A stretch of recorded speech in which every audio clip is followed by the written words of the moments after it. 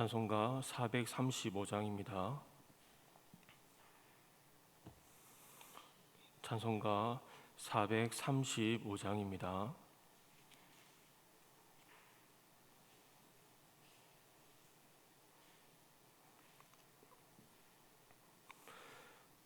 나의 영원하신 기여 생명보다 귀하다.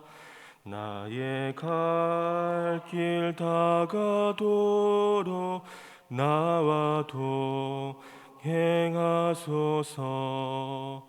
주께로 가까이 주께로 가오니 나의 갈 길 다가도록 나와 동행하소서. 세상 부귀한 일함과 모든 명예 버리고 험한 길을 가는 동안 나와 동행하소서. 주께로 가까이 주께로 가오니 나의 갈 길 다가도록 나와 동행하소서. 어두운 골짝 지나가며 험한 바다 건너서 천국 문에 이르도록 나와 동행하소서. 주께로 가까이 주께로 가오니 나의 갈 길 다가도록 나와 동행하소서. 아멘.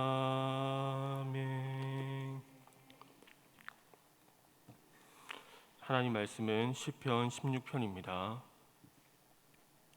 시편 16편 1절에서 11절까지 말씀 교독하시고 마지막 절을 같이 읽겠습니다. 하나님이여 나를 지켜주소서. 내가 주께 피하나이다.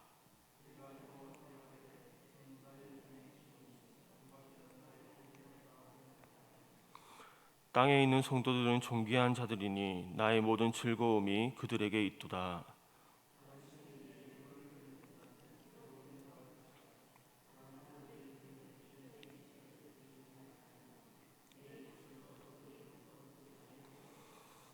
여호와는 나의 산업과 나의 잔의 소득이시니 나의 분깃을 지키시나이다.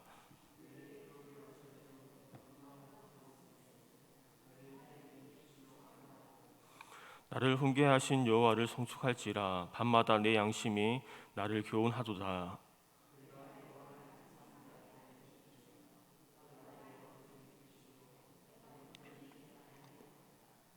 이러므로 나의 마음이 기쁘고 나의 영도 즐거워하며 내 육체도 안전히 살리니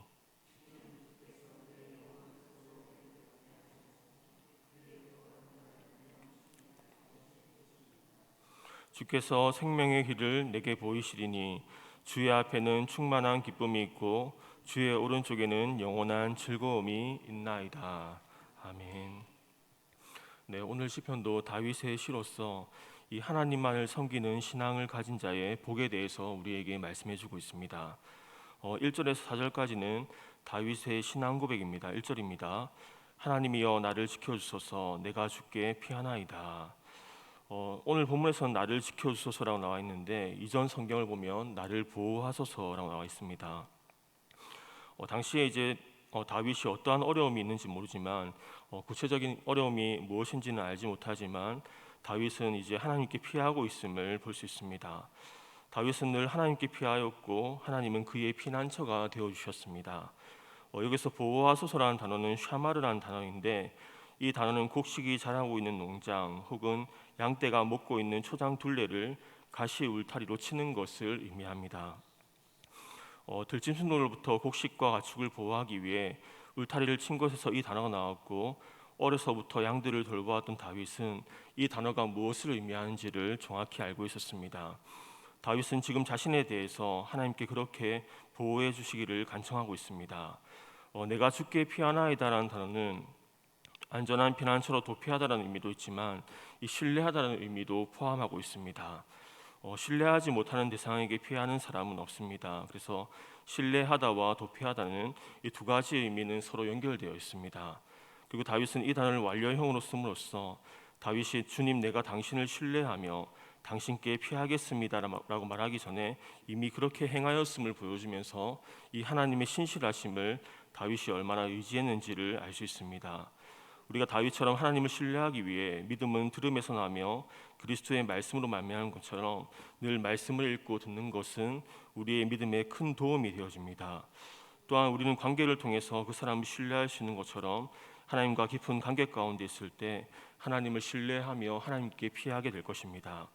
하나님을 신뢰함으로 늘 하나님께 피하는 저와 여러분이 될 수 있기를 바랍니다. 그리고 다윗은 이어서 자신의 신앙을 이렇게 고백합니다. 2절입니다. 내가 여호와께 아뢰되 주는 나의 주님이시오니 주밖에는 나의 복이 없다 하였나이다.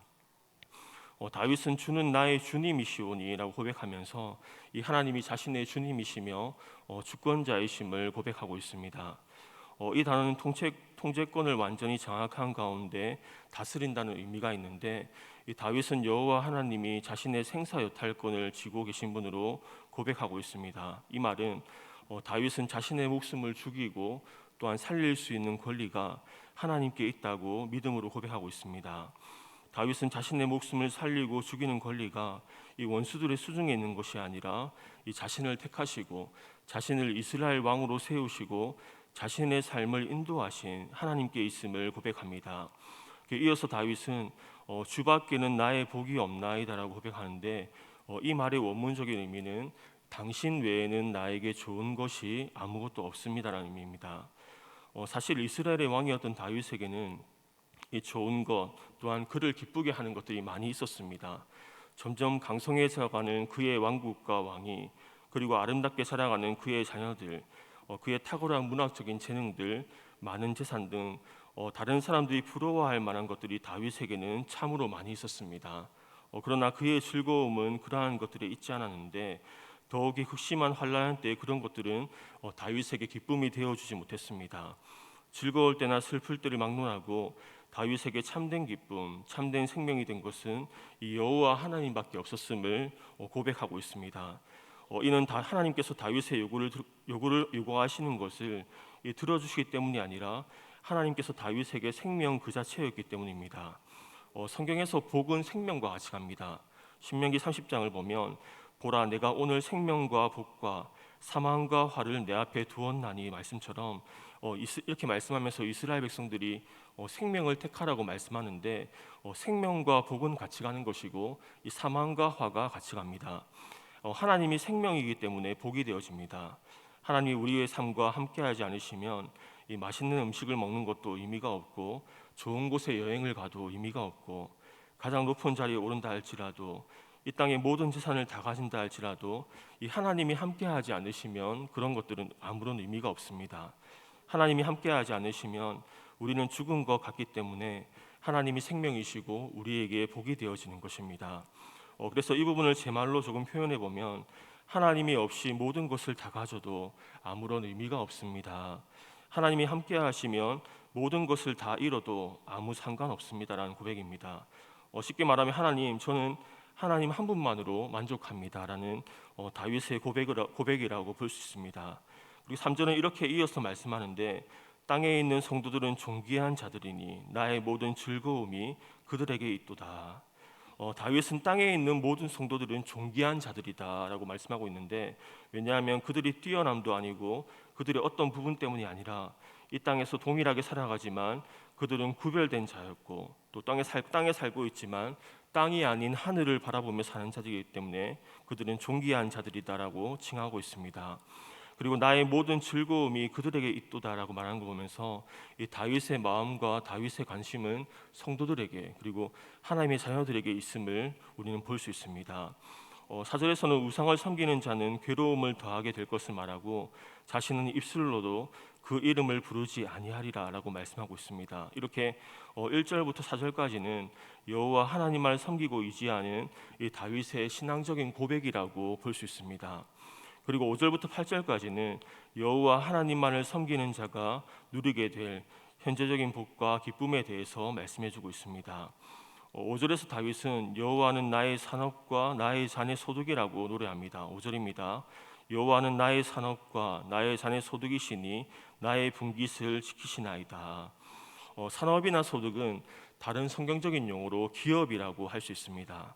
이것은 상속된 재산이나 직업처럼 자신의 생계를 이어갈 수 있는 수단을 말합니다. 그런데 사실 이스라엘 사회에서 이 여호와 하나님을 자신의 기업으로 삼았던 지파는 레위 지파밖에 없었습니다.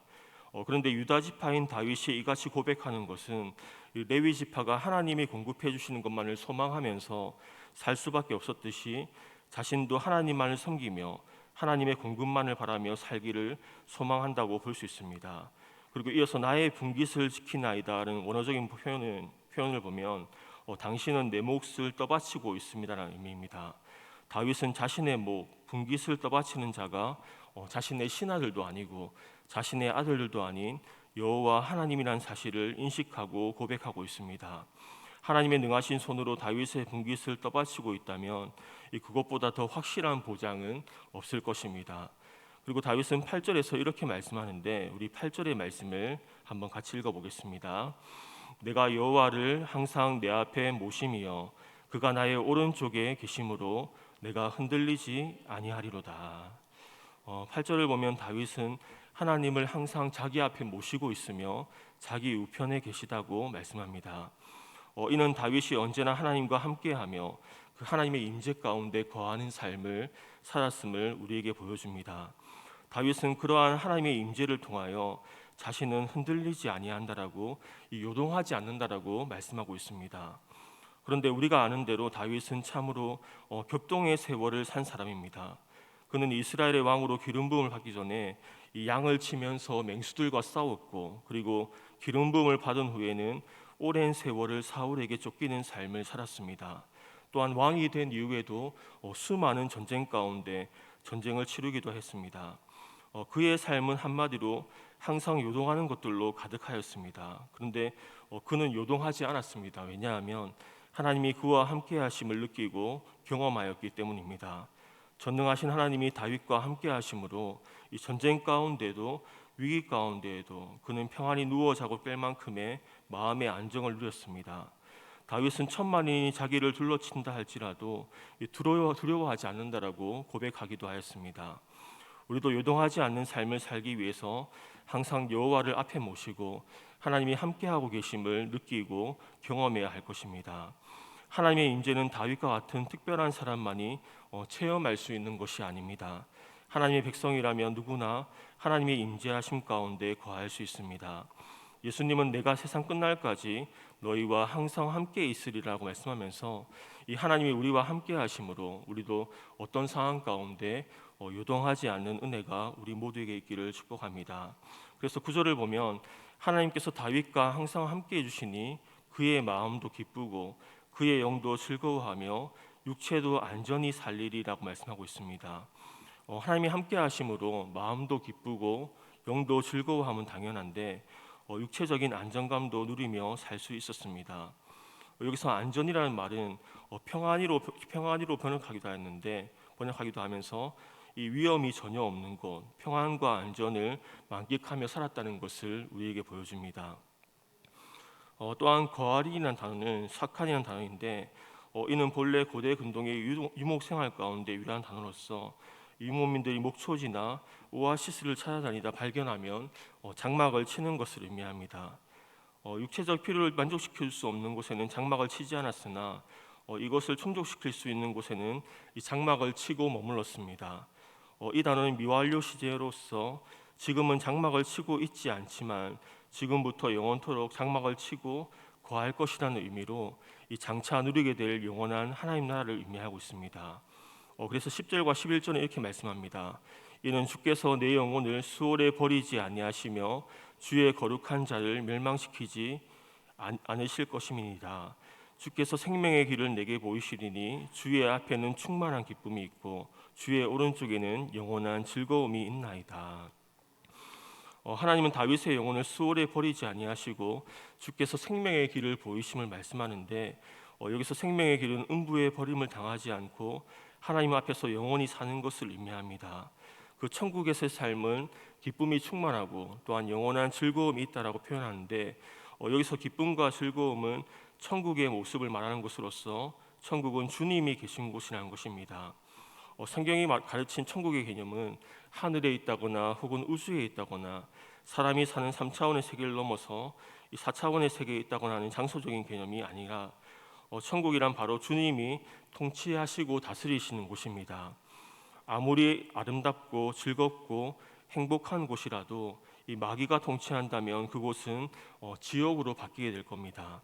그러나 아무리 더럽고 슬프고 괴로워 보이는 곳이라도 하나님이 통치하신다면 그곳이 천국이 되어집니다. 그래서 천국은 바로 통치적인 개념으로서 누가 다스리냐에 따라서 결정되어집니다. 더럽고 슬프고 괴로운 빈민촌이라도 이 주님이 다스리시는 교회가 들어서면 그곳에 소망과 희망이 생깁니다. 즉 기쁨과 즐거움과 참된 행복을 가진 곳으로 바뀌게 되고 그곳은 곧 천국이 되어집니다. 마찬가지로 천국도 이 주님이 떠나가시고 마귀가 존재한다면 곧 지옥으로 바뀌게 됩니다. 그러나 아무리 지옥 같다 할지라도 주님이 통치하시면 곧 천국으로 바뀌게 되어지는 겁니다. 그래서 이런 비유가 있었는데 참으로 적절하다는 생각이 들었습니다. 마치 폭력적인 아버지가 있는 가정은 지옥과도 같이 느껴지지만 천사 같은 넓은 마음과 사랑을 가진 아버지가 계시는 가정은 천국처럼 느껴지는 것과 마찬가지입니다. 그래서 천국은 장소적인 개념이 아니라 바로 주님이 다스리시고 통치하는 곳을 말합니다. 그곳에는 기쁨과 즐거움이 있습니다. 우리는 우리의 가정과 직장과 교회를 천국으로 만들어갈 수 있습니다. 우리의 가정과 직장과 교회 가운데 주님을 모셔드리고 주님을 인정하면 되는 것입니다. 모든 주권과 권세와 통치권을 하나님과 예수님께 양도해 드리면 되는 것입니다. 주님이 계신 그곳에 충만한 기쁨이 있고 영원한 즐거움이 있습니다. 잘 되지 않지만 우리가 기도하며 또 은혜를 구하며 이 가정과 직장과 교회에서 이 천국을 이루어가는 저와 여러분이 다 될 수 있기를 바랍니다. 다윗은 늘 요동치는 환경 가운데 있었지만 그는 그 가운데서도 전혀 요동하지 않았습니다. 그것은 하나님을 모시고 살았기 때문인데, 이 다윗은 구약 시대의 사람이었지만 영원한 하늘나라를 소망하기도 하였습니다. 지금 우리에게는 더욱 명확하게 그 나라가 예수님을 통해 계시되었습니다. 우리도 하늘의 소망을 품고 우리 삶에 어떤 풍랑과 굴곡이 닥쳐도 요동하지 않는 은혜가 있기를 바랍니다. 주님을 늘 앞에 모시고 주님의 임재 안에 살아가고 이 주님과 동행하면서 이 하나님 나라 천국을 이루어가는 우리 모두가 될 수 있기를 주님의 이름으로 축원합니다. 기도하겠습니다.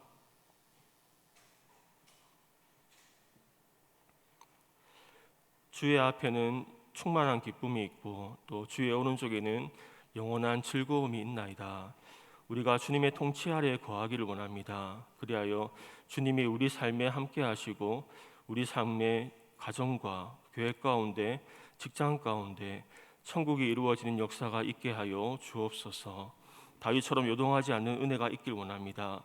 늘 하나님을 앞에 모시고 살았던 다윗처럼 우리도 늘 주님의 임재 가운데 주님과 동행하며 또 천국을 이루어가고 우리 심령 가운데 하나님 나라가 이루어지는 것을 보게 하여 주옵소서.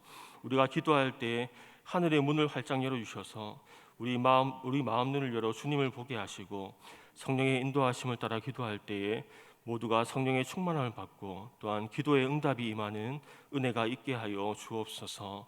남아있는 여름 사역을 위해 기도합니다. 교육자와 교사분들의 기도와 헌신을 기억하여 주시고 그 기도의 응답으로 하나님이 임하셔서 놀라운 일들을 행하는 것을 보게 하시고 모두가 말씀과 기도를 통해 하나님을 만나고 하나님의 사랑을 경험하는 시간 되게 하여 주옵소서. 전 세계에 섬기고 있는 선교사님들을 위해 기도합니다.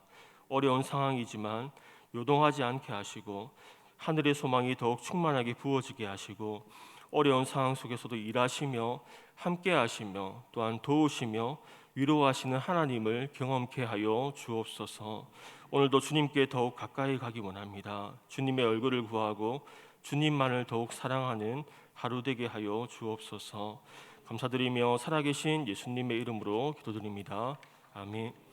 하늘에 계신 우리 아버지, 아버지의 이름을 거룩하게 하시며 아버지의 나라가 오게 하시며 아버지의 뜻이 하늘에서와 같이 땅에서도 이루어지게 하소서. 오늘 우리에게 일용할 양식을 주시고 우리가 우리에게 잘못한 사람을 용서하여 준 것 같이 우리 죄를 용서하여 주시고 우리를 시험에 빠지지 않게 하시고 악에서 구하소서. 나라와 권능과 영광이 영원히 아버지의 것입니다. 아멘.